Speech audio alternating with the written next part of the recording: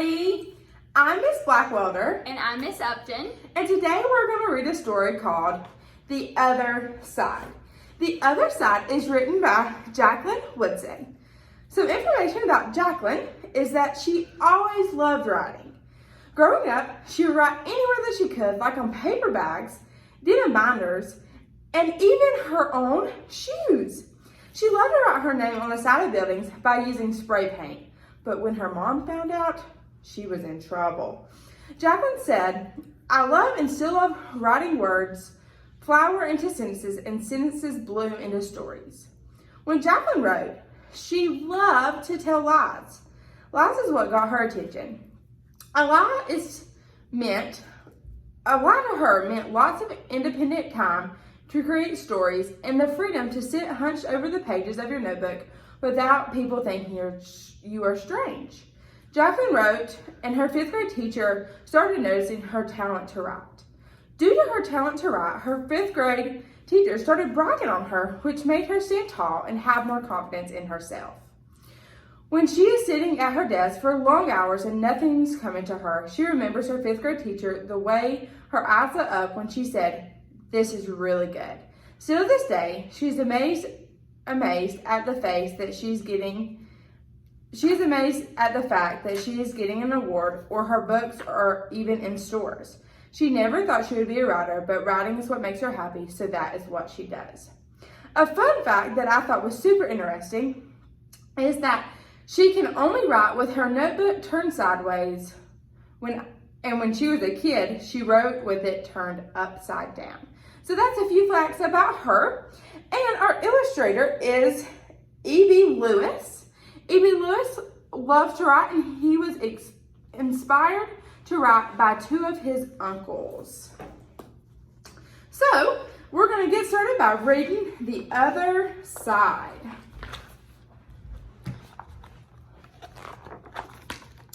That summer, the fence that stretched throughout our town seemed bigger. We lived in a yellow house on one side of it. White people lived on the other. And Mama said, "Don't climb over that fence when you play." She said it was not safe. So why do y'all think it was not safe for them to not climb over the fence? That summer, there was a girl who wore a pink sweater. Each morning, she climbed up on that fence and stared over at our side. Sometimes I stared back.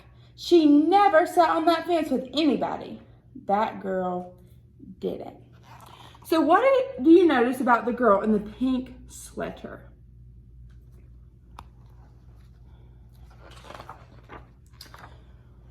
Once, when we were jumping rope, she asked if she could play.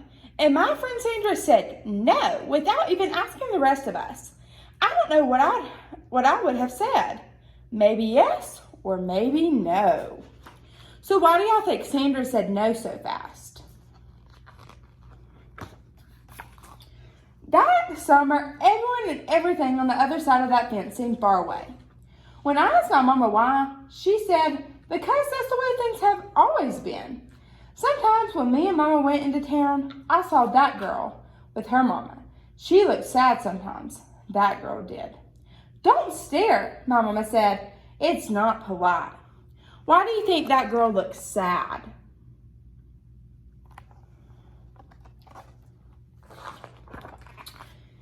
It rained a lot that summer.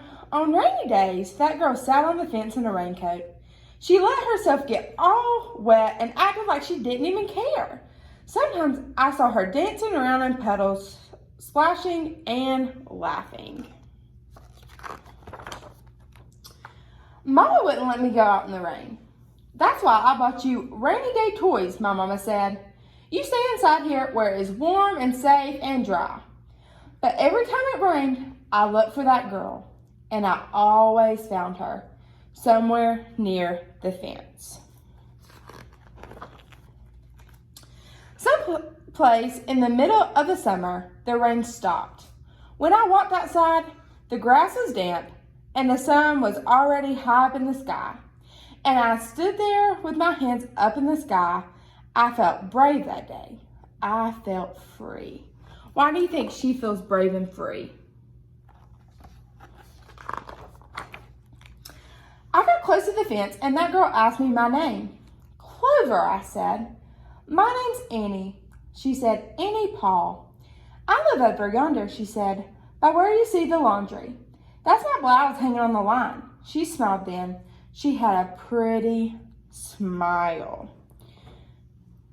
So what do you notice about both girls' reactions when they both introduced themselves?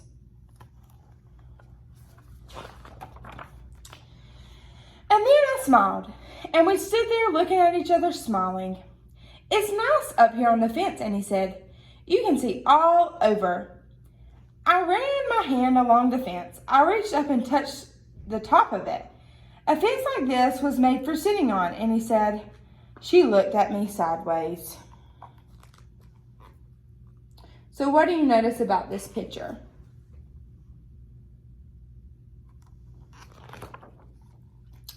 My mama says I shouldn't go on the other side, I said. My mama says the same thing, but she never said nothing about sitting on it. Neither did mine, I said. So what do you notice about this picture? And what's the difference between this picture and this picture? That summer, me and Annie sat together on the fence. And when Sandra and them looked at me funny, I just made believe I didn't care. Why do you think Sandra looked at her funny? Some mornings, my mama watched over us. I waited for her to tell me to get down from that fence before I break my neck or something, but she never did. I see you made a new friend, she said one morning, and I nodded, and Mama smiled. That summer, me and Annie sat on that fence and watched the whole wide world around us. One day, Sandra and them were jumping rope near the fence, and we asked if we could play. I don't care, Sandra said. And when we jumped, Sandra and me were partners the way we used to be. So what do you notice about this picture? What are the kids all doing? When we were too tired to jump anymore, we sat on the fence, all of us in a long line. Someday, somebody's going to come along and knock over this old fence, Annie said. And I nodded, yeah, I said, someday. So what does Annie mean when she said someday somebody's going to come along and knock down this old fence? So that was the other side.